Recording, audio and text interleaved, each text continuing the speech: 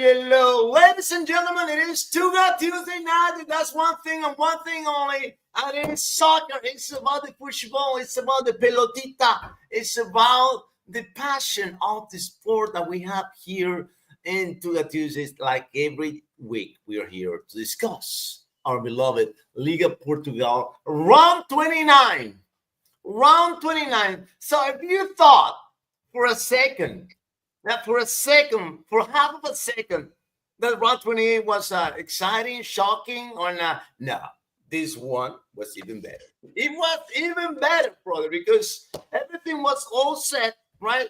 All set for the almighty Eagles to go out there and crush Aruca, because Aruca never won at the lose. Never won at the lose. Only 1 point in the last 15 years. And they decided to pull up another point right the freaking now. Are you kidding me? No, man. That was dramatic. And just, I love this. Me, personally, of course, Benfiquistas don't like this. But I like it because it adds more drama. We're going to talk about, of course, we're going to talk about the referees, the penalties, the fouls, the red cards, and everything else, right? And on the other side of Lisbon, on the other side of the circular, the guys seem like they didn't want to win, but ended up winning anyways. I don't know how did that happen, but it did happen. The return of Pochi to the pitch for the Lions. I think he was going to play a little bit more minutes, but no, it was enough. But I was happy to see Pochi back in the field. It's just, this is a guy that a player that was so crucial for Sporting for the past 3 years. And now he's back at the right time, at the right place. We will see. We'll see what happens with Pochi starting games. I don't think he's going to start the next game, but he's going to get at least, I want to say, more than 10 minutes like he played in the last game. So probably 20 minutes, 30, 40, 50. We'll see. We got 5 games only, 5 laps to go on this title race. So on the other side, right, with the Dragons battling, they play in a different tournament now. This is the battle for the number 3, all right? It's between Braga and Porto. And Braga, and they're not slowing down, brother. They're not slowing down one bit. No, sir. No. And talking about the resurgence of the renaissance of the rising of players that they were not supposed to be here playing for important things at this very moment. Ricardo Horta decided to be the king of Braga again, and acting like a king and playing like a king and leading this army of guerreiros, right? Is that right? Are these guerreiros, Dominio? Is that correct? Mm-hmm. I'm saying yeah, am that's I right? one of them. Yeah. Okay. Yeah. Make sure that I'm not saying anything incorrect, And of course, the only thing? I think it's the only thing positive about Porto, and it has a name and a surname, right? Rodrigo Mora. Oh my God, this kid! He just signed with George Real. Mintz. Bye. From freaking real.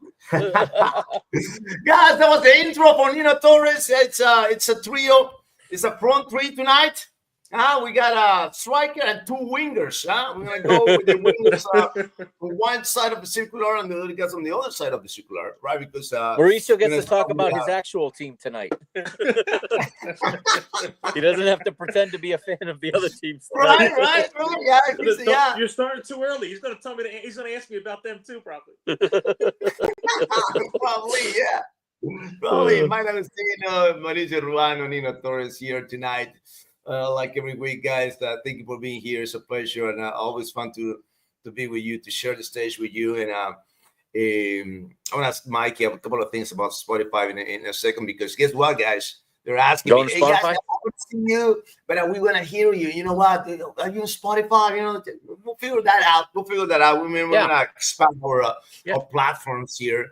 And but we want to discuss about that later on tonight. Mr. Benfica, give me your thoughts, brother, on your beloved Eagles that they fell short.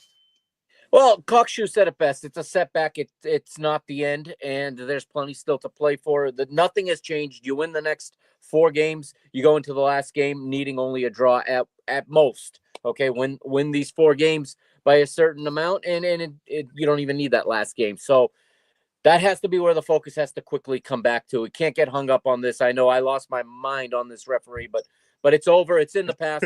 There's no sense in going, and beating on about it. You just have to look at Guimarães. Benfica have been much better on the road than at home all season, so that ups my confidence for the trip to Guimarães. Guimarães are playing very well, though. 10 or 11, either 10 or 11 matches without a loss now. So it's going to be a big test, but this is the same team that went into the Dragão and won by 3. Went into the Allianz and beat Juventus. This is the team that went to Monaco twice and beat Monaco in Monaco. So I have confidence they can get it done on the road in Guimarães. It'll be tough, but I think they can do it. Just have to refocus and got to get back to being efficient in front of goal at the end of the day, and track back. Nobody tracked back on that tying goal at the end. Everybody stood. I watched this before we went live. I rewatched it. Sheldrup had 22 seconds to get back. He didn't get back. His guy scored the goal. He jogged. He sprinted a little, and then he jogged, and then he sprinted, then he jogged. His guy scored the goal. That can't happen. A guy who's only been on the pitch 15 minutes cannot be caught jogging back in the final minutes. You have to run. You have to get goal side of your man so that can't happen. Focus went away. It's got to be regained, and that's it. And look forward, not look back. And before I go to Mauricio, I just want to highlight these 2 words from Mikey. Focus on being efficient. Focus on being efficient. I think that's the key. That is the key for Benfica. If you focus on being efficient, who cares? Yep. Everybody else can do whatever they want, but if Benfica focus on being efficient, oh baby, Mr. Ruano. We're not going to talk about. I'm not going to ask you Porto about today. We're not going to ask no about Braga. Famalicão versus who they played again. I forgot they played Famalicão. And we're going to talk about your beloved Lions, brother, that disappeared for 61 minutes and then decided to start playing again, and they pull it off, huh? Yeah, it was just an uneven performance. Luckily, the second half was a lot better than the first half. Like Mikey said, we'll get into more of it with the penalty. If it's not, we'll discuss that a little bit more. I think they got away with one, but we'll talk about that. But again, it's another team that Victor can't score. Nino put out that stat. For some reason, Victor cannot score on these guys from the island. He cannot score on them. But I'm just a little bit more confused with Rui Borges a little bit. Like, you're going to come at harder the last game. He does not give me what I need. And you have a guy like Trincão who's struggling a little bit. And I think his legs are catching up to him. And I thought he would make that switch early in the second half, since it was a really boring first half from Sporting. I thought he would switch it up and maybe go 2 up top with Victor and Harder. Maybe try to get a little bit more creativity up there. But, they found Jenny on that nice run. A great pass right through the middle to get Jenny on the run. And luckily for Sporting, it was a great finish. Defensively, they were good. Hopefully, Morita's still out. You can see DeBoss that's starting to wear that, him playing center mid. He's a center back playing center mid position. We really need more depth in that position. And, Derek's been talking about that since day one, the depth of this team. And like you just said, Mikey, right now, the most important thing is just efficiency and just focus on the next game.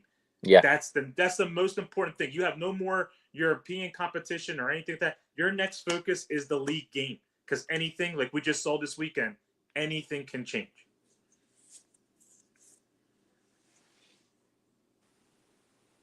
And they are both at the exact same position now. If you win the last 5, whoever wins the last 5 is going to win. Yeah, it's going to win. Champion. If either Sporting whoever wins the next 4, really, champions. Someone if wins the next 4, 5, yeah, champions. Yeah. And I'm going all the way. I'm going to 5. I'm not taking out the derby, because I think that's included in the package. It's a 5 or nothing. Yeah, it's 5. We just got to get there. We got to get to the derby for Benfica and for Sporting. Yeah, you got to get to the derby. I might be even more precise, right? Let's talk about Guimarães first. All right, we're going to focus on this one. right now because I can't see past Gimenez now. No. You can't see past Gimenez now. If Not at all. you start overlooking things, it's going to No. buy you in the rear end big time, man. Besides big time. Braga, So they're playing the we're not best gonna ball do that. too. Yeah, 100%. They're Braga, well yeah. organized. They're Yeah, well Braga coached. play too. They're playing well. They are, one of the top 3 informed teams, I think, or top 4 at worst informed teams right now in the league. Agree. Mikey, I was going to tell you, I want to ask you this, right? Because I was calling the game, and I'm not think relaxed that they were relaxed, but I'm going to say that the Benfica, how do I phrase this, man? It's not like they were not. I mean, let me see. Let me think. But I'm gonna try. I'm trying to say something, but I try to say it right. I'm gonna say, come out wrong. They were confident, and they thought they had more time. I don't know. For some reason, I think they thought they had more time to get it done. Did you have that impression? Well, I think that they got nervous as the game went on, and it stayed 0-0 too. And that's why Aroca came out in the second half so well. And they did. They played fantastic. The first 15 minutes of the second half, Aroca's football was outstanding. And I think until Benfica scored that first goal, it was nerves because the stadium can feel it. The clock is ticking. It stays 0-0. Both Benfica and Sporting get that. The longer it stays 0-0, you can see it in their body language that they know that they need to score. This is getting dangerous. And I think Benfica started out relaxed, but they didn't score early. And Benfica have scored early for most of the games going back. There's been the early goal to set the tone. Okay. And Benfica didn't get that. And they were relaxed, a little too relaxed probably. And they came out flat to start the second half. And I think that Aroca really focused on not going behind early and keeping this thing at 0-0. And when they got into halftime, I think they switched their plan and they caught Benfica off guard a little bit. They came out ready to play in that second half. They took control of the game. I think they seized the moment. They understood that this was their opportunity to get some control in the game and to get some attacking opportunities. I remember one specific save from Truben that he had to reach out, and he had to. It was a goal if he doesn't get his paw on it. Diving across his goal. And then Benfica get the goal against the run of play that came really out of nothing. I mean, Carreras went on a prayer. I mean, it was him against 3 or 4, and he just managed to create enough space and buy enough time for someone to get into the area. And then Auschwitz lays the ball off, and Kokshu has that great finish. And then Benfica don't make it 2-0 right after, and that's where I think the points were lost because you remember Artur Kuglu had it point blank, him and the goalkeeper, and he hits the goalkeeper with it, and the rebound falls for Di Maria, and he can't redirect it on goal. And if that goes 2-0, I'm sitting here with a much different look on my face, I think, today than I would be. But and that's where the game, I think, got away, and that's where Aroca got even more belief. And then, of course, they get the penalty, they tie it up. And even though Benfica score a winner, Aroca know they've already gotten one. They know they can get another one. There's a lot of offensive quality in Aroca. We've talked about them. They may not be as consistent as they've been in other seasons, but the quality is still there and on any day. And they've done it to the big teams this year. They have made it life hard for the big teams. They've taken points, and they did it again. They played till the final whistle. I mean, it's credit to them. Exactly. And on the other side, on the other side of the circular, I love this thing. Say on the other side of the circular because I'm in the middle. I'm the highway. I'm the circular, right? And Mauricio. So it was. You know what? You heard me. You heard me on the game. You heard me when I was calling the game. I was so mad at Sporting. Me. I was so frustrated because I cannot believe that they gotta wait for 37 minutes to get the first damn shot of the day. 37 minutes for Sporting. What did happen on those first 37 minutes, man? It's like they were very hesitant. For some reason, they were trying to get almost like a beautiful goal to get set up in the box instead of just taking the chances that are being given to them. Like you're getting an open shot, you're getting some space in front of the defenders. Take a shot. You can get a rebound, can go off a post, like Mikey can said, with you can go to like someone and make a run. It's like when I was watching the game with you, Nino, it's like they were dependent on Victor. They were waiting for Victor to do something while everybody else just stood around and tried to get him the ball. And I was waiting for Jenny to make that run, or even Trincão. Trincão is what frustrated me that game. He frustrated me the most. He was coming back to midfield, even collecting the ball, and even at sometimes just making too many dribbles with the ball. Not just giving out a sweet pass like a give and go or anything like that. I just felt they were very dependent on Victor that entire first half, and that's why it was just so dull and boring, the offensive attack. And that's why I thought maybe in the second half he was going to switch it up and maybe put Harder in a little bit earlier than when he did come in. Or even bring Bot in a little bit earlier than what he did, even though he only played like 10 minutes. Maybe give him like 15, stretch it out a little bit. Maybe take the Bast out and move Bot the midfielder a little bit. But also, he's waiting to catch his leg, so maybe midfield wasn't the right position for him yet because he's still waiting to get in training. But it was just very frustrating that first half. It was just not typical. It's but luckily for us, Rui Borges has been known as a bad second half. So it looks like the first half was the bad one. Luckily for us, the second half started a lot better. It was like an opposite.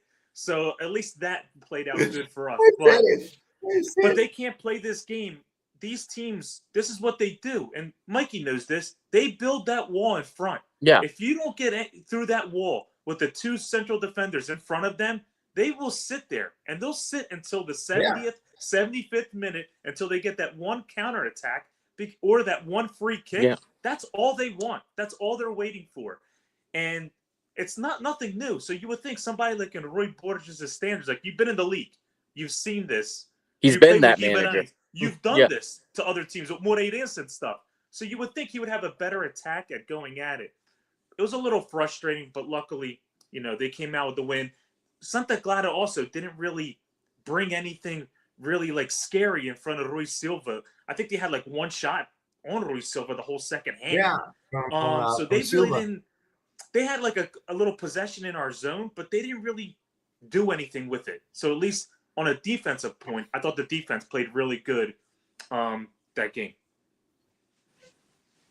Mikey, this was the game. You were on a roll in offensively talking, right? Because you just scored at least 3 goals in the last 6 matches, including if you include Tirsense, right? Tirsense, right? Well, yeah. If you include that, you put 5 on that one. And you win. This is the game with the most shots from Benfica of the season, and you ended up, short-handed on this one. Yeah. 26 freaking shots on that day, and only 2 winning. Yeah, and I think 6? I think we're on goal, 7, something like that. Something like that. Let me check on that one. I don't know how many. I don't even remember the goalie making like a killer save or anything like that. No, he made some that were right at him. Right, Sheldrop had a toe poke that went right at him. Artur Kuglu had the shot that was saved, and I don't really remember much else. Yeah, right. On the stat line, they don't count that as a shot on goal, but Pavlidis hit the post. But that's what I'm saying. The efficiency just wasn't there. Maybe it was a little bit above where they normally are in the last couple games, and this is when Benfica have struggled. This has been the problem. Has been in the final third. We didn't get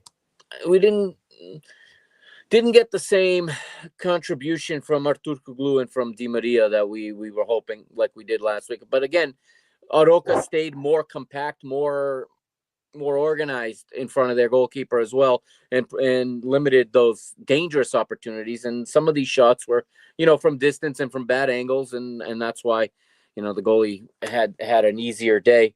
But Benfica just have to create more chances. I think Lage didn't have his best game either. I think the match called for different substitutions than what he made. Going to 2 strikers, bringing in Belotti and Pavlidis didn't really bring anything. We could have used a guy to break the lines a little bit more. And, he has Prestiani. He had Bruma, and he had, there's different guys he could have brought in that could have presented something and changed the look a little bit. Going to 2 twin strikers, they never play like that, but Lige has this tendency when he needs a goal, it's just to throw more strikers. And you saw it after the equalizer. On comes Cabral, and now you have three you heard me? Like, what is strikers. this guy's gonna do?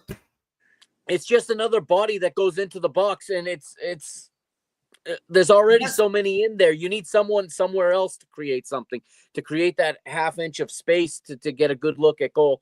And that's really, I think, his weakness as a manager is in the substitutions. It seems he does better sometimes than other times, but in this one, I don't think he got most of the substitutions correct. Kokshu was completely spent, and he loses that ball that leads to the goal because he's trying to take on three players. You say that. You hear me that? Yeah. That guy's so slow. Why is one that guy in there?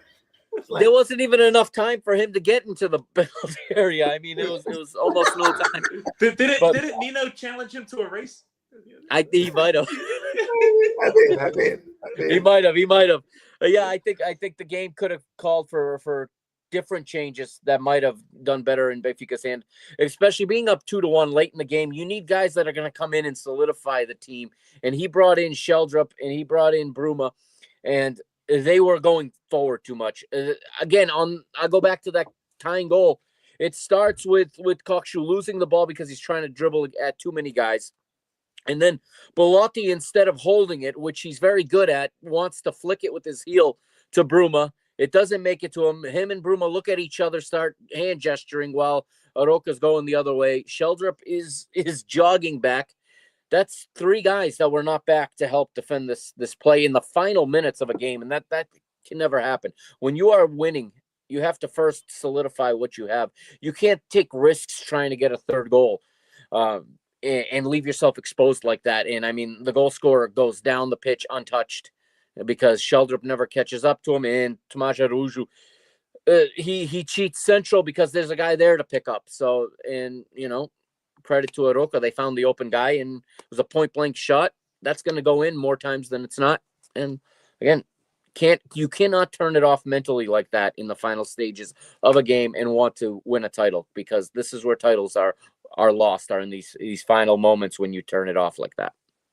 Exactly, that turn it off part. That's exactly what I was going to say, Mikey. You totally call it, because I was going to say this. Right, I don't care about if you made the substitutions late, or you were not that efficient, or because it could happen. You cannot be that efficient every single game. It could happen, but we cannot change it. You cannot tolerate or forgive. Is this? No. Benfica did not come out at the loose with a pitbull mentality. Yeah. If they were come off at, okay, this is a do or die. Understand that every single game is a do or die. Mm-hmm. Not demonized, not sporting, right. No. Every single game. And I did not see that people coming in onto the pitch. They were just like, all right, this is like the Oscars, hey, hi, how you doing, guys? I think it was a little bit of the same thing we talked about Sporting last week. When you're in the lead now and you feel the pressure, and suddenly it turns off. It was very similar. I know that Braga is a better team than Aroca, but the mentality, or the lack of mentality, is very similar. And you can hear the nervousness in the crowd because the crowd went quiet and they felt it coming on. And for whatever reason, Benfica clearly is much more comfortable doing the chasing than being chased. So it's the second time that we've gone into first place and immediately gone back to second in the next round this season. Yeah, in this league, if you let them hang around, they smell the blood. They do. They know their opportunity in their moment. Yes, they know it. Mauricio, another switch on the lineup. Again, we were asking for Fresneda the past weekend, but now he's putting Fresneda on, but he's taking Guillo out. So, of course, Genny Katama ended up scoring the goal, right? But if you've been playing with Fresneda and Guillo, just use them both, man. Why switch? If it's not broken, don't fix it. Why are we coming up with these changes in the lineup at this stage of the competition? So, like what Mikey just said, I'm a little frustrated with the way the substitution is too. Like, I'm starting Genda. Genda is not on the bench for me. If anything, I'm bringing. Even though Jenny scored the goal, and I give him all the credit, Jenny's would be my first guy off the bench to come in because of the spark and speed that he brings all the time. And I wasn't a fan of him bringing Kenda in and being a wing back again. He needs to be up top. He needs to be playing on the wing up top with his talent, his speed, his skill. He needs to be up there. I was a little frustrated too that he went with Quaresma again too, because for some reason Quaresma's mentality when he plays defense is of a midfielder that he can dribble by anybody that he wants when he has the ball at his feet. And we saw what he did at the top of the box when there was a guy who posed no threat at all back to the goal. He's lucky he got away with what he got away with. I'm just going to put that out there right there. And Mikey knows what I'm talking about because I agree with him. I would have started like Mateus Reis and put someone else over there, maybe St. Juice, and then switch it back and forth to a back four. But I would have started Fresneda. But I just didn't like. What's the deal with St. Just? He's not injured anymore. He's fine. I mean, exactly. I would have went with St. Juice, Diomande, and Ignacio, and then still having the lead. I would have switched it to a back four and take out St. Juice and maybe put Mateus Reis. So then you can go with Mateus Reis, Ignacio, Diomande, and Fresneda to try to save that and protect that lead. That's something I would have done instead of having Quaresma. Because I feel like Quaresma has these, blooper moments every once in a while. Like he has a great game against a Porto or a Braga. But when it's these little teams, for some reason, he gets a little overconfident or a little bit even more aggressive. Even in the game, he had a slide tackle for that yellow card. There was no need to even enter the way that he did at that guy. He was running towards the end line. He was away from goal. So that's the little things that bother me with Quaresma every once in a while. Borges is just that tackle inside the box, right? That tackle inside the box. Yeah, exactly. Like, there's no need to be aggressive like that at all, especially when the guy's back is to the goal. He's no threat to you whatsoever. But, like, that's the only thing right now with Borges I'm a little bit iffy about is just his substitution and who to put in, who to put out. Like, he didn't play this formation at Guimarães, but he's starting to play the same formation Ruben did, like back-to-back games now again. So I just hope he gets – there's only 5 games left. You only have so many players available. You're getting some back. Who knows how long – they say Morita might be out a little bit longer now, which is not great. Oh, no. Yeah, news is coming out that he might be out a little bit longer. You're getting bulked back, but hopefully you find the right rotation that you can do leading to the end. Hopefully so, man. Hopefully so. Now that we mentioned Quaresma, we're going to talk about the other center back from the red team. All right, now Mike is more relaxed now because he was probably, I don't know, he broke some things on the. I was pissed off. Watching the game when Otamendi His went Twitter like was this, blowing up. when Otamendi went like this from the ground. I embarrass myself when I get like I wanna keep my the same position as when I was calling the game, because when I saw the foul, when I saw on the ground, I was like, all right, there's no contact there. Why is he? And then I saw the replay. He goes. I understand that he tries to get the ball. I get it, but it's at the same time. Either you get the ball or you get the player. He got the player first. He never. I mean, he was at some of desperation to try to get the ball. It was kind of like I don't know, what's that called? The worm, the worm. The worm, yeah. The worm, right? He was trying to do that. That the bobblehead. There was contact there, and that is my final position on this matter. Mr. D'Agostino, give me your thoughts on that. Foul, no foul for Otamendi. Well, my bigger problem is that it's not always a foul. It's that it's inconsistent. This time it was a foul. 2 years ago when it was Gonçalo Ramos, it was a dive and he was sent off. Okay? Same exact thing. The Vizela defender fell backwards and took him down. And they gave him a second yellow for diving. So that's the issue, is that you don't know what is a penalty and what isn't, because 1 week it's this, the next week it's not.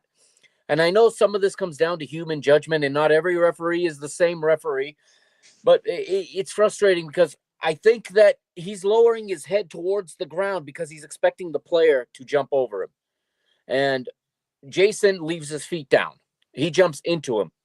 And if they called that a penalty all the time, I would say, okay, that's a penalty. But they don't call that a penalty all the time. They call it sometimes. And I think that's where the frustration comes from. And again, it only came down to that because of other mistakes that Benfica made. So it's not just the referee that led to the result. It had an effect, yes. And Mauricio touched on the instance in the other game. And the problem is when one isn't called and the other is called. This time it was my team on the losing, and next week we could be here and have the reverse happen. It wouldn't shock any of us because we see it all the time. But I just wish there was a he was sent to the monitor to because obviously the VAR referee disagreed with him. He looked at it and he still came back with his decision. And that's the third time this season that referee goes to the monitor, comes back and sticks with his decision for a penalty against Benfica. That gets frustrating after a little while. No, Mikey. absolutely. And go Mikey, let me ask you this. Yeah. Were you more angry that Otamendi went down for the tackle when he didn't even need to? That's what I would have been more angry. Like, you know, in our league, if you go down in the box, you know that ref's going to call it. Yeah, fair. Like, you didn't have to make that tackle. You didn't have to slide because Jason wasn't going to go anywhere. He was going to have to cut the ball back. It's fair, and that's been the one knock on Otamendi is it's all or nothing with him, and he's been burned a few times by going for it, and either he gets nothing and the guy walks in, or he gets the player. Yeah, that's it. But that was my thing with Quaresma. Like, that's a you fair. don't need to go in like fair. that. You're in the box. Don't do that. Yeah, that is a fair criticism. It was a completely different angle and completely different decision, from Otamendi because Jason was facing Otamendi, right? In the case of Quaresma was behind the player, right. So that was kind of off timing for Quaresma. He could have trusted the goalkeeper. I think the angle was tight enough that you can trust the goalkeeper there and just take away the cutback, which is exactly what he did was the cutback, and then he had already committed. So like that, when I was watching the game, the first thing I said is, "Oh, why'd you slide?" Mm-hmm. Like that's what I said when Otamendi did that. Yeah, that's fair. That's fair. And then he tried to not make contact, but at that point he's sliding and he can't control where he goes. You lose control. You lose control. Right. You lose track and you're done. Yeah. But all right, guys. So I want to take this because that Rogerio says. Yeah, it's a fair. He's right. Days because the referees in Portuguese league are embarrassing. Oh, you haven't seen the Peruvians. That is why. But that's why there's no Portuguese referees going to the Club World Cup. Nino, the news just came out. There's no Portuguese ref nominated for the FIFA Club World Cup. None. 41 nations represented. 41, None of them are from Portugal. None of them are going. Not a single one. Not a single one. Wow. And not a single one went to the Euro last year either. And that's why Rogerio has a point. And this happened in the World Cup too. Yeah. In the World Cup, we didn't have one referee there. Right. It just keeps on going. The inconsistencies, like Mikey says, his team got this week. The previous weeks, you know what we got and everything. It's just the inconsistencies. That's all.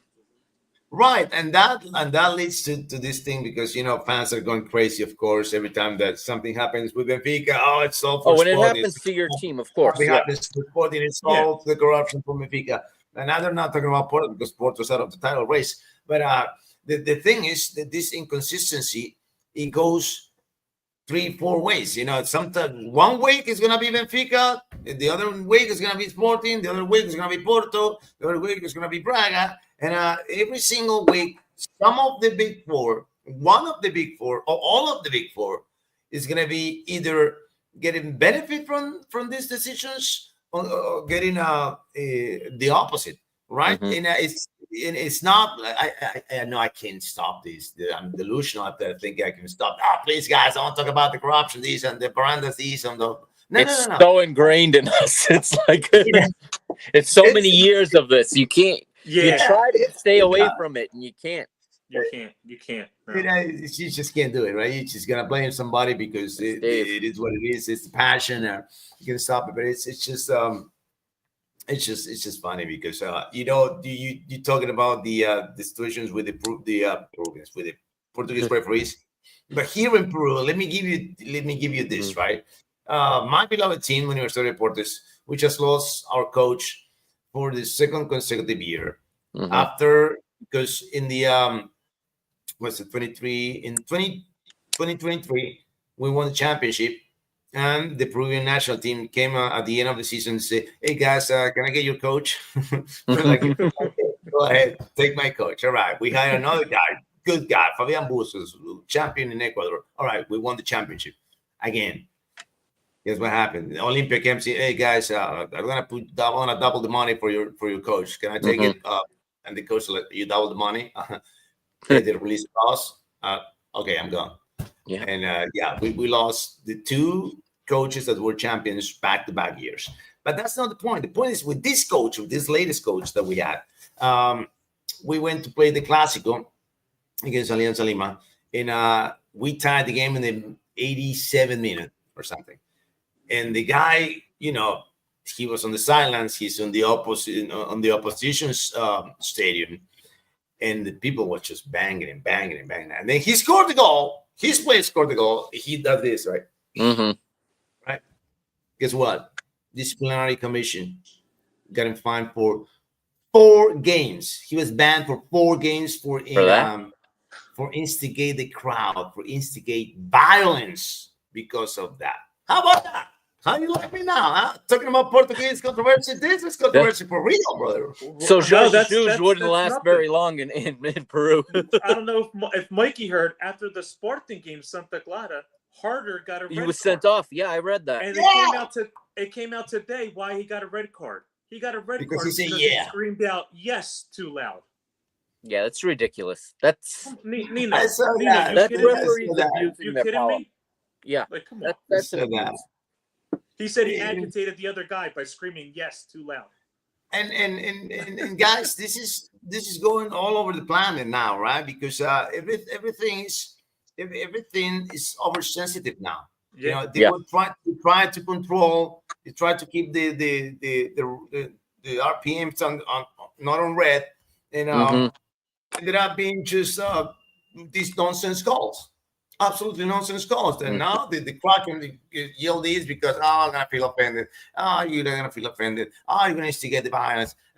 No, brother, no. We were just we are castrating our game. That's what they're castrating the game because of what's next? Next thing you know, you won't be able to chant. Right? If you score a goal, you cannot say, "Oh no, you can do that because you're not playing on your field. You gotta play. You gotta scream your goals at your field, not at their field." What? Right. I'm telling you, it's coming. Those goals are coming. They're coming, and it's just castrating the game in Brazil now because of these guys. They came up with a stupid play. I hate this play. I hate that. It doesn't add anything to the game. When you step on the ball with both feet, Memphis Depay. Yeah. Memphis Depay, Yes. right? So guess what? Down in Brazil, you can't do it. You can't do that because you get that yellow card for that. He scored and he stepped on the ball, and he started like a big rumble. All the guys came out because he thought he was disrespecting the other team. It's ridiculous. Big deal. I mean, what's the big Especially deal? in Brazil, where they're so expressive. They've always been. It's always been part of what people Where they like taunt about you like Brazilian crazy. football. Yeah, they dance, they samba every time they score. I'm not real. Now you're taking all the joy out of the game. It's true. Yeah. Imagine Ronaldinho got looser now. Thank you, guys. That was his move. He would do that in play. He would stand on the ball. He'd look like this. They'd come to take it, and he'd dribble around them, and that's it. It's part of the game. It's part of the game, brother. It's Right. part of the game. And guys, thank you for helping me out on during the broadcast. I appreciate it when I get the insights from you. I appreciate it. It was funny because Mikey is sending me back up. I meant it for halftime, but and I was calling the game, and I looked at it. Hold on, Mikey sent me something. Oh, well, yeah. Guys, I can't watch the game. I couldn't find it as a GIF because then it could just play in the background, but over and over and over. But yeah, but it was a sensational goal, and the presence of those three legends for Benfica on the stands definitely adds up to the players, and I mentioned it right when Pablito scored and got in that energy from the strikers from the stands. I think you feel the vibe, you feel the energy on the pitch. You know there's something special going on. Yeah, and Vangelis again delivering Mikey, do you when they signed Pavlidis last year, did you knew that the guy scored 34 goals and everything else, right? But then the way the season was going, for basically literally half of the season, he was not this guy that you have now. So do you think that he was gonna work out? Yeah, I did. Or you saw that this guy. I saw so many similarities, even though he was much younger. I saw so many similarities to Darwin Nunez. Was doing so many things right, but not scoring, and I felt like it was a matter of time. As long as they stayed patient with him, that it was only going to be a matter of time. And that couple of seasons ago, they showed that patience with Darwin Nunez, and then the next year, there he goes. He scores his goals and he's gone. Fortunately, Pavlidis is a bit older, so hopefully he's not just going to be gone after a decent season. But I did think that he was going to turn it around sooner or later, just like you did. Because again, you don't forget how to score. I don't care what league you're in. If you score 34 goals, you don't forget how to score. It was new teammates. He had a preseason with one group of players around him, and then everybody was gone. He had a strike partner in Marcos Leonardo. He was gone. So it was a big adjust. He had to adjust in competitive games instead of in the preseason, like it's meant to be, because of the way Benfica, handles their transfers, and they sell right up to the final day of that transfer window. And really, you don't have your team till September 1st. And, he fell a little bit victim to that. And it did take a while. It helped that Di Maria went down and that he got to take a few penalties too, I think, because I think he built his confidence scoring a couple of penalties and then finding goals from open play. And now, it was important, even though 2 points were dropped. I think it was important that he got that goal, because he keeps his form going, and he's going to be confident going into the next game and then the one after that and so on. If he can keep finding the back of the net at least once a game, but if he will be in a good position to have an opportunity to win. It doesn't mean they'll win, but they'll be in position to get the win if he can continue to find the back of the net once a game. Yes, absolutely, man, absolutely. And I was just gonna pat myself one more time, please, because I predicted that Rogerio's right there. Yep. 15. 15. I mentioned 15 goals at least from Pavlidis, and there they are. Since January 1st. 15 goals. 5 games to go still. 5 more games to go. So I think right now the sky's the limit for Pavlidis. I gotta tell you that. Sky's the limit for Pavlidis. And they asked me about him in when was that, last Thursday, on the guys from this podcast that I'm invited to every Thursday in Atlanta. Offers for Pavlidis, right? This is 100 million, the release clause, and Newcastle and Chelsea. Newcastle and Chelsea. Mike, do you know anything else about those offers? No. Are they real? There's rumors. I can't imagine they're real. This is that time of year where the media makes things up, or somebody tips them and they run with it because it sells papers, it gets clicks. I can't imagine at his age anyone's paying anywhere near that for him. 100 million is for kids that are gonna, that you're expecting a huge return on. I mean, yeah, exactly. Up to 23, maybe. 25, right? No, yeah, he's 25. He's not young. I mean, he's in the prime of his career, which is what Portuguese teams need is players in the prime of their career. He's like in the same realm as Victor. Yeah, very similar. So I haven't heard anything, but I've been busy with work the last 2 days, so I haven't checked either. But I know as soon as he had that hat trick, I heard so and so are sending. We hear that all the time. Those scouts are at every game. I mean, they don't stop watching this league. They know that there's players here. So the Barcelonas and the Newcastle, they're always looking for somebody. So it doesn't mean that because someone had a hat trick, they're going to all of a sudden, like, oh, this guy's good now. And like they'd never heard of him. These players are tracked all the time. And, when you have the kind of money those teams have, I think they're going to go for something else, something with a little more upside. ROI. Yeah, some ROI, absolutely. Because of financial fair play, you have to get that. You have to sell later in order to keep spending. So, I'm not overly concerned about it right now. No. Yeah. The only rumor I hear is Trubin. That's it. The only rumor I hear is Trubin. That's it. Yeah. About Anatoly, there's an offer for Trubin. Yeah. And it's not like he's having a No, he's not. sensational. No, you he's know? he's good most of the time, but Yeah, he's had his yeah. moments. And when Samu played, he looked just as he did everything that Trubin does. So, and we still rate Andre Gomes higher than Samu. So we'll see. And he's still in the pipeline. He had surgery in the preseason, so he didn't get to be the backup this year. So we could have a goalkeeper battle in the near future.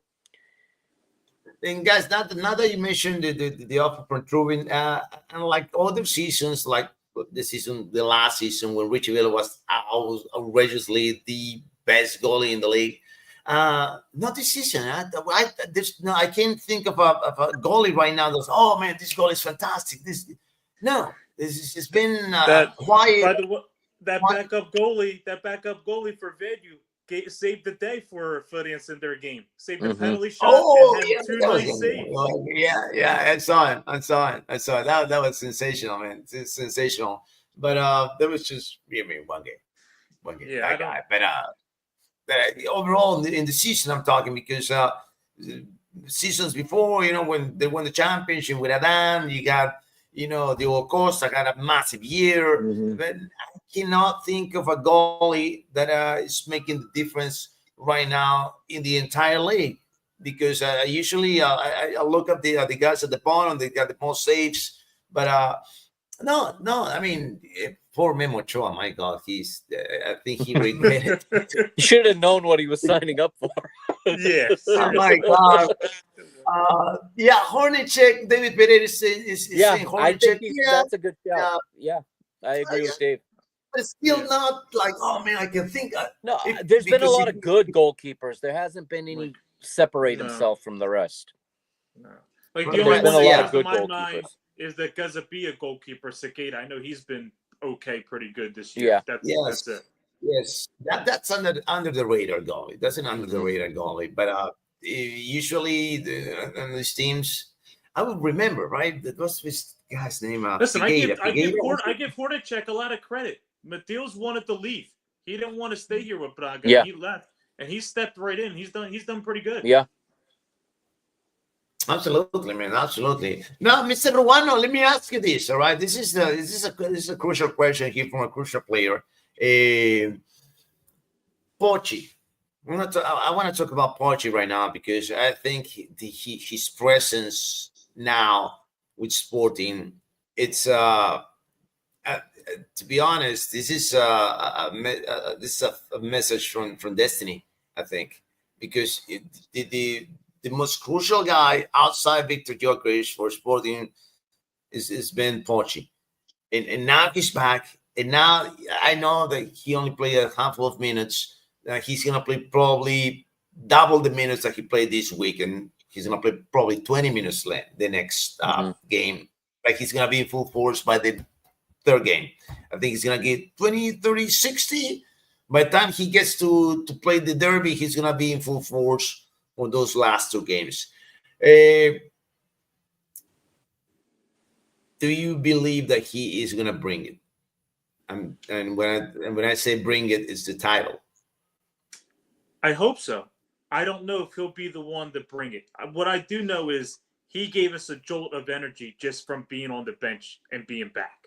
Because he's another guy, almost like the leader of the team. It's almost all the guys have a lot of confidence in him and what he says on the field and players and what run to make, where to be at position-wise and everything like that. I think just him being there is a great thing because it's just another jolt of energy. It lets him know, guess what? Guys are coming back.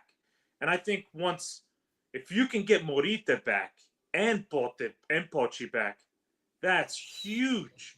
Huge. If you can get them back for that game at the start. Mauricio, do you know what's the injury for Morita? I don't know what's the injury for Morita. It's more muscular. It's like me and Derek have talked about this. Every time he goes to play for Japan, he comes back with something. And this is what happened again. He played one game for Japan. He didn't even play that second game. He flew right back. But they say it's a muscular injury. They did come out and just say it's going to be a little bit longer. I think they're just being precautious with him because it came out this week. But the reason he re-injured his leg yeah, he was cleared to play that game where he got hurt, but doctors told him, we don't think you should play this game. Even though medically you are, we should hold you back. And he went against the doctors, played that game. And when he played that game, he tore his thigh muscle. So I think now they're trying to do the same thing with Morita. Like, listen, we told the same thing to Bot. Don't go. Take it easy. I think they're trying to get him ready for that Benfica game.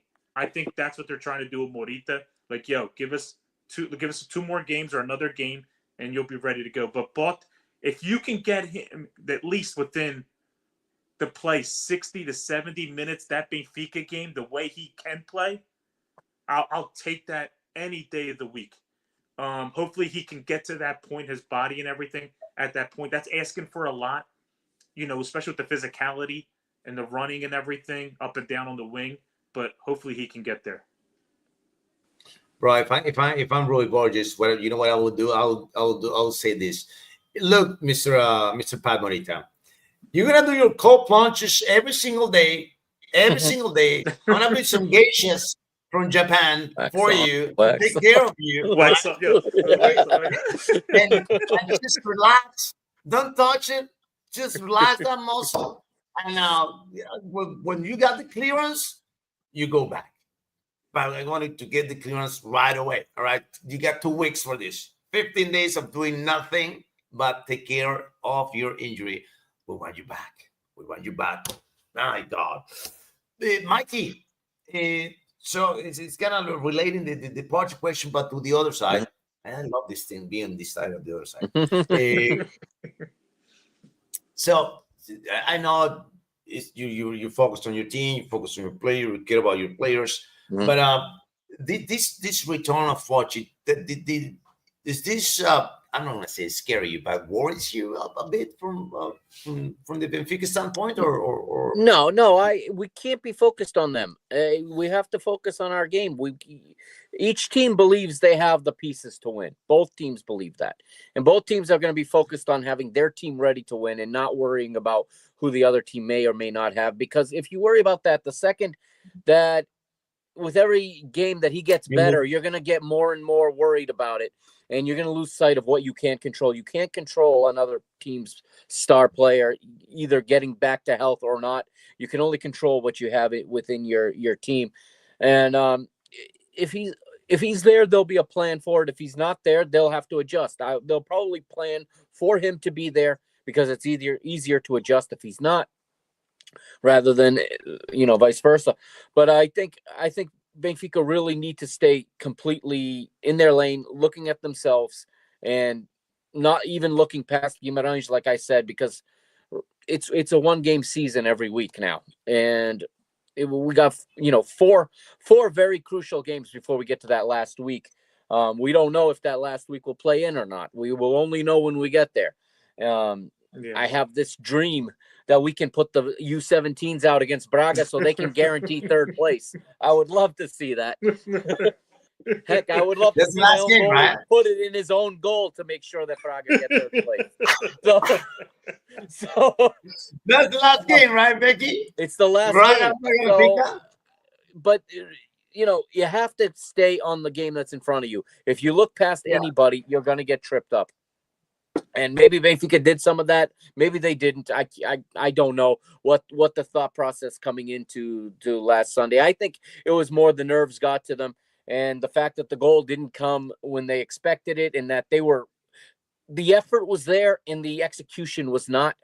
And they got nervous about that, and they had to gut out 2 goals. It wasn't really from 2 plays that they built up that they, the movements opened up the space, and then you got a nice, well-constructed goal. It was goals that came off individual performances. So anything can still happen. Both teams have games to play, and both teams are going to feel pressure. Each game that you get through, the next game has that much more pressure. And the longer, again, a game goes 0-0, or if you fall behind, the pressure just continues to multiply. And these goals that are being celebrated, it's relief you're hearing when they celebrate these goals at this stage. It's not so much just the excitement. It's relief because there's so much pressure on both teams to get to that derby, at least level to set up that game as the game of the year. But there's three more matches each before we get there, so there's plenty of opportunity to slip up. And you just have to keep what's in front of you and can't be watching the scoreboard and worrying about the results of the other team. That's what I would say in that locker room. Mauricio, seeing you playing Moreirense in 3 days. I'm not calling that game. Why am I not calling that game? I was like, why am I not calling? I'm calling Porto game. I'm calling the Porto game. That's the game I'm calling on Friday. And since 2017, Moreirense only got 2 times points out of Sporting. One in 2017 and one in 2021. All the other games, Sporting beat Moreirense. Should we not looking at the stats? Should not be not looking at the history? Should be not looking at the no. Your focus is on that game, on that day, getting those 3 points. Any which way you need to get those 3 points. Ugly if you need to. Ugly, yes, exactly. If it has to be 1-0 again, like you did Santa Clara, you go 1-0. I need 3 points. That's what I need. That's all I'm focused on. If I'm telling those guys, just give me 100% this game. What happens after, we'll deal with it after. I need you here and now playing like this is the last game of the league. And then if we need to deal with something after the game, we'll deal with it. That's what my focus would be. That's what I would say to them is every game now is a final. It's almost like you're in a quarterfinal of like a champ. It's in. If you lose this game, we're going to be out. It's out. I feel like if you don't play your or a draw. I mean, a draw will be. Well, mentality has to be that. Yeah, the mentality has to be that. At this point, it almost deflates the team. Like working so hard, you leave that pitch almost like as if you lost that game. Yeah. And that's how if you could tell by the Benfica guys when they were leaving off the pitch, that tie with the Roca, they felt like 2-2 loss. The game. They felt like it was a 2-0 loss, not a 2-2 tie. Right. And that's what it would feel like that's what I would tell them. Especially playing at home. When you're playing at home, and Mikey knows this, you can't let points drop. This league, you gotta get the points when you can at home against these teams. That's where the league is. It's not against the rivals. No. Yeah, it's great to beat them and all. Like we've said this since we started the Tuga. It is. That's the beginning. You can't lose the points against these teams. It's who drops the fewest points everywhere else. That's why Mikey wasn't mad at the penalty. He's mad. I lost points to a Roca at home. That's what it is. That's what it always is. That's what I call, man. That Rogerio Matos, and this podcast has the most level-headed fans. Thank you, brother. Nice to see you instead of the usual fanatical yelling. Yeah, I can't stand the yelling, bro. Mikey got it all out during the week. It's all right. I got it on social media and then just shut my phone off for a couple days so I didn't embarrass myself. Le Pereira says it's easy to play Monday morning TV. Why is the cockshoe driving the ball forward up to 1? That was he was exhausted and his brain was turnovers. Yeah, Mike, I was just going to say that. He was out of gas, too. He was out of gas. He should have been subbed off instead of Florentino. Yes. Yeah. We could have used Florentino in those final minutes. It was too early to take out your holding midfielder to go get a goal. And, I know he wasn't playing well and he had turnovers, but he prevents exactly what happened from happening when he's on the pitch. Florentino does. And Cockshoe was gassed. He played well. He was gassed, though. He's right. He tried to take on too many guys. He slips, falls, whatever happened. And then, like I said, after that, Belotti, instead of holding the ball, something he's very good at, he tries to heel flick it to Bruma, goes right to the defender. The two of them stand there looking at each other with, doing the hand gestures, and Oroka goes the other way. And they find 2 cutting passes. Then the next thing you know, it's a cross, and it's 2-2. I know, man. I know. It was just decisions. You have to know when you're ahead in plate. Yeah. Decision-making process. I always highlight that during the games. And this guy, Pedro Santos of Faruca is a hell of a player. Heck yeah. Yeah. And they got good players. I mentioned this. We've been saying that for 2. what's his name? That Mauricio Jason's too mentioned, good to be there. That Mhm. Jason's too good to Mhm. be there. yeah, yeah. Yeah. And you mentioned Patrick Sequeira, right, Mauricio? And I have the solution for Benfica for next season. If they don't go after this guy for the right back position, I don't know. Guys got La Razada, the right back from Casapia. That guy, Yeah. I'll take that guy. Mikey, do you like that guy? Do you? I like the you guy, like but behind? all depends. It all depends if the agent has other ideas. This is what it's been. I've criticized Benfica for not buying within Portugal, but it's also very hard to get players from within Portugal because these agents, they play hardball. The clubs play hardball because they're trying to get everything they can get, and the foreign clubs just have more money. And that's why you've seen Casapia players go to the Middle East and go wherever they can go to get a better living. And the price just gets too inflated. I know Benfica fans are hoping that Nelson Semedo returns, but we'll see. But, well, listen, we both tried to get the same right back from Guimaraes. We sure did. And we sure did. He went to Juve, and he can't even get off the bench and play 5 minutes. Right. The agent doesn't care. Yeah, the agent doesn't care. He gets the commission for making the deal for the most money. Guimaraes did the right thing. They just cared about getting the most money for the player for their it's club, not their which problem. I get it. Right. Which I get it. That's fine. It's but the not agent did like Mikey said. job. The agent just cares about what he's getting as well. Yeah. And now that Alberto Costa, who's a good player, he could be playing for each one of our teams, is sitting on the bench and he's 20 years old. Yeah, exactly. 20. Oh, wow. And he'll end up on loan to Venezia or to Como or to somebody next season when he could have been playing in a top team, And developing better. Yeah. And developing better and getting that big contract later for probably a lot more. Right. Right, and before we go into our predictions here, Braga signed a deal, signed Lelo for next year. Oh, Lelo. Yeah. Lelo's going there next year already. Yeah. Look at that. He's a Braga guy. He's a Braga guy. Yeah. It would surprise me if they get Lassa too. Ooh, man, they got those two wingers, those two wing backs. That'll be sensational. They've done a good job signing players the last several seasons, Braga. They've done a good job. Yeah. Before we go into this prediction, I want to send out a challenge. I want to pose this challenge. All right. This is what I'm going to challenge Artur Cabral for real.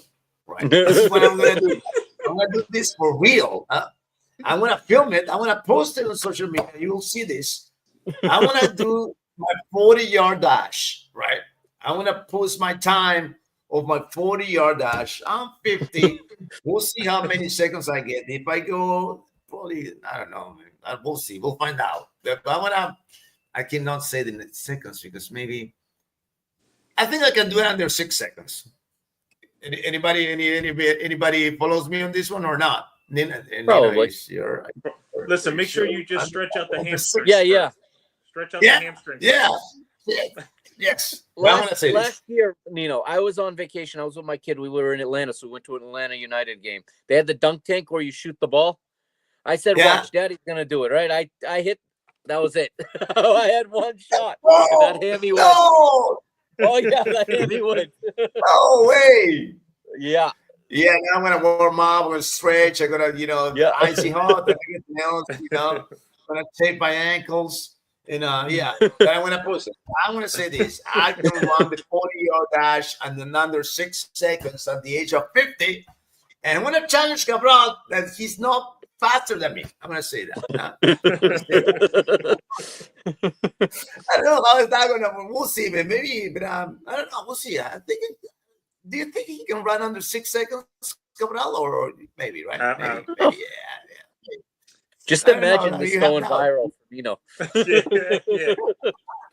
I'm gonna challenge you, bro. I'm gonna do it. I'm gonna do it. Right, Mike. Let's go with the prediction. All right. Next Friday, 30. Yep. Got an early one Friday. Farense hosting Boavista. Farense Boavista. What did they play? No, who they play? Boavista didn't play Farense? No, they played Nacional. Yeah. Oh, Nacional. Sorry. I got mixed up the colors in there. Farense is home. in Faru. Oh, Boavista. Good night and good luck, Boavista. Yo, they just got another new coach. Yeah. Another new coach. Man. Yeah, Farense 2-1. All right, 2-1. I think the Salvador Agro is going to score 1 for Boavista. Mikey, what do you say this one? I'll say 2-0 Farense. 2-0 Farense. Mauricio? I'll go, just to make it fun, I'll go 3-1 Farense. 3-1 Farense. Nice. Mikey, what's next? Rio Ave Santa Clara in Vila do Conde. Vila do Conde.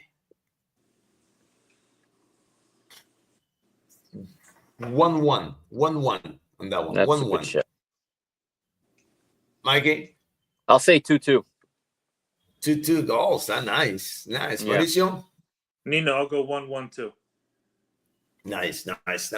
What's next, Mikey? Porto Famalicão. Your game. That's a good game. Fama, That is a good game. Fama is gonna do something bad, brother. 2-2 in that game. 2-2. A Dragal, right? Is that Dragal? Yeah. I think it's gonna be 2-2. I'm gonna say 2-2. Fama likes they love to ruin careers lately. Talk about that, Mikey. I'm gonna say 2-2. Mikey, what do you say on that one? I'll keep it going 1-0 like Porto did this weekend. They'll find one and they won't concede. So 1-0 to Porto. Mauricio? I'm going to go 2-1 to Porto. Some way they'll find something in the end. Yeah. Okay. I was thinking of that too, but I think, All I right. think they'll find something in the 1. end. I think it's going to be a struggle, but they'll find it in the end. Yep. Mikey, what's next? Sporting Moreirense.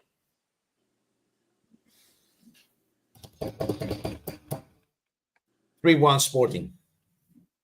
3-1 Sporting on that one. Yeah. That was my thought too.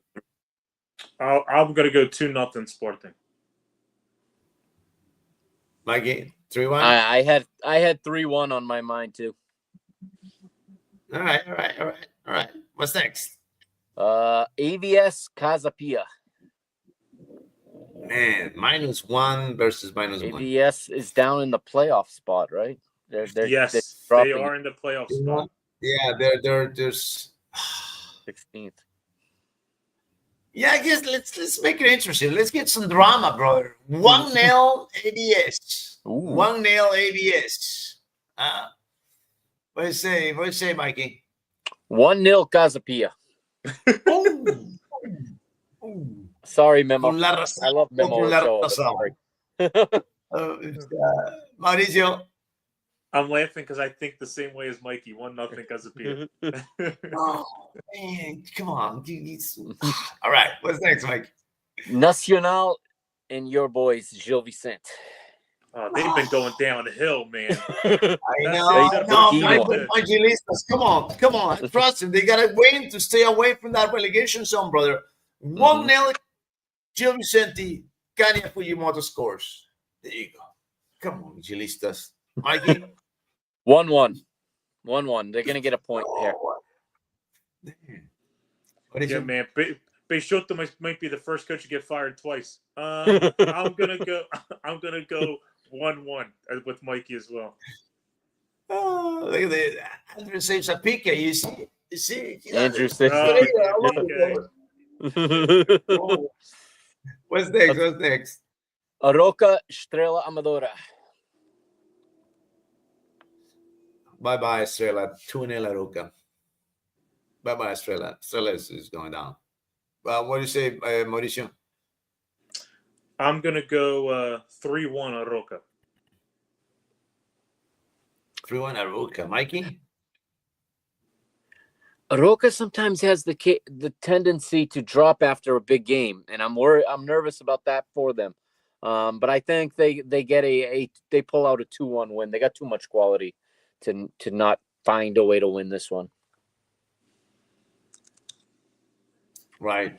I think so too, man. And what's the Am I crazy? Let me check. What's the striker for Estrella? I forgot his name, man. So Alan Ruiz. Who for Strela? Rodrigo Pino.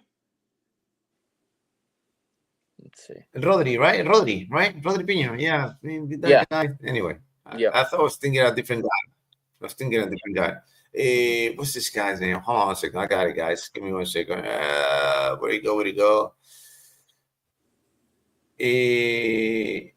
Where's that other guy? What's his name? Clayton. Chico Banza? I was thinking of Clayton for some reason. I don't know why. Oh, that's what you have, yeah. No, never mind. Very well. Yeah. I don't know. All right, what's next, Mikey? Estoril Braga. It's a good one. Braga. 2-1. Late goal. Late. Ricardo Horta, late. Mauricio? I'm going to go 1-0 Braga. They just been digging out wins. Playing, even if that's to be ugly, they find it somehow. They've been doing it recently. I'll go 1-0 Braga. I'll go 2-0 to Braga. Mickey? A late one to make it 2. It'll be difficult, but they're going to get a late one to make it 2-0. Yes, sir. All right. What's next, Mikey? Vitória Sport Club Benfica. It's the last one.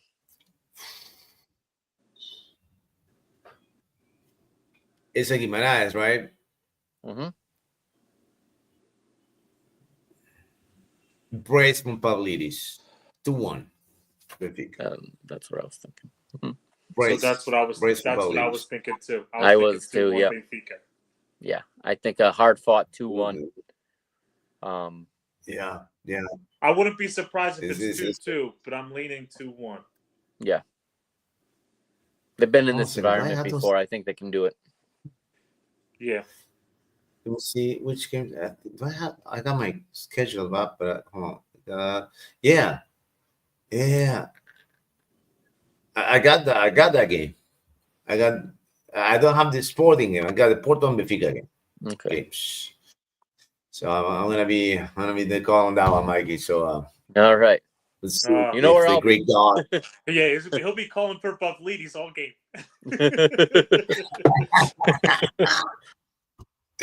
That's the last one, Mikey? Yeah, that's the last one. All right, guys. All right. Good luck to both of you. Good luck to Sporting. Good luck to Benfica. Hopefully, just keep winning, and then we'll see you at the derby in Lisbon. Building. Yeah, keep going. It's gonna go down the whole differential. I just want them both to win every single game and to decide the title right there in that last game, man. Mm-hmm.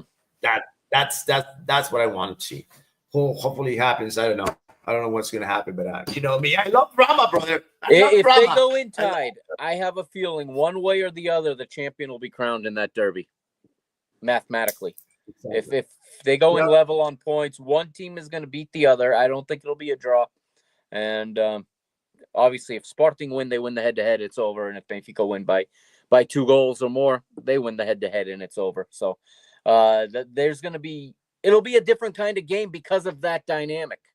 You could see a Benfica going, if they're ahead by 1, having to decide whether or not to go for that next goal to try to win it that day, or to save, to try to take the lead. So many things can happen in that game. Can we get international ref that game?